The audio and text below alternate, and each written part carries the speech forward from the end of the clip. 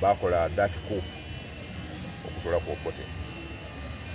Okote yalumuka yajja then Tito Okello came into power era mwena yamalamu emyezi nga mukaaga. Tito Okello yabagema wa myezi mukaaga gyonka. Era nga bali kulimbagana nga ni Museveni ati bagire Nairobi kuteesa ayi nga Museveni ero bali kukubamu bali kuteesa nga Museveni gwakubamu. Tito Okello yali alinze Obote. Buti yagemagana ni Museveni. Buti wakati bateese balekera okulwana. Eno Museveni eno ng'ali nga akakuba bukube. Eventually Museveni yatokolingani Tito Okello. Buti imwamba uli ago gabagana ganga nti awangulira olutalo. Atwaye era tuli kali mu Uganda ya kifeno. Era nga mukali mu kibindi kya UPM. Yes, atwaye tuli. Ataka tuli na mawulire nga bali ab'ekibiina nga tuli n'okusasadia. Yes. So kyaba kityo. Buti politics ono okumuidamu. Pagano yamja mu business. Nga when 29 njirayo after my A level. Ainga kale constituting nga muku akokwenda politics. Mu 87 okuba mu 86 basoka balondanga tebayitanga ad hoc committees mu byalo okukuuma ebyalo ebyo tebayitanga RC resistance councils. RC not RC.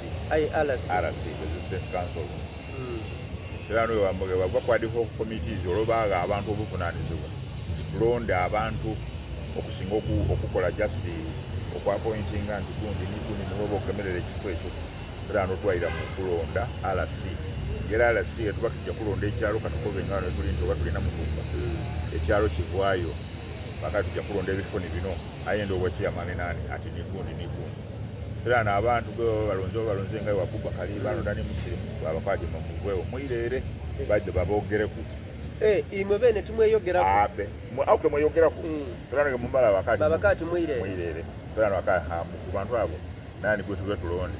Oba kwogera ku Abubakar ali ati musirimu ali ati nakani ali ati imwe tumuli kuwulira era twegina ali kwogera ile olumala babeeta akati kyo kiwere mpera tujja kusimba layini wasimba layini bakusimba ku layini wadi agundi n'agangwi obwa chairman like that from village level up to ku district level.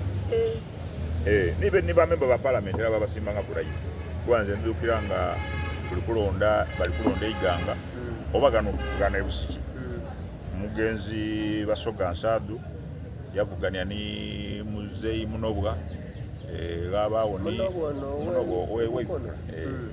gabawo ni owange owundi yavubulange waife ba mugenzi Samu wako ila Samu wako ba n'owundi yali bamweta Niko wa Bukontaawo. So bajja mukuba kalulu Basoga yasigala wonani ni baite Munobwa. Eventually Basoga yalangulani baite Munobwa. Era yayida omusado yali returning officer yali muganda yakoba ati yatunoma mbu ifa basi okuleka omusada yali ne diguli embitiri nitulonda Basoga Nsadu nga alina muguyumba gwa isubi.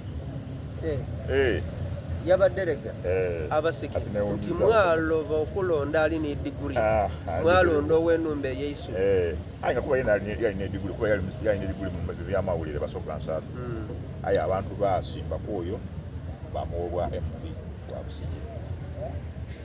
Yes. Munoba mwamukuba. Munoba twamukuba.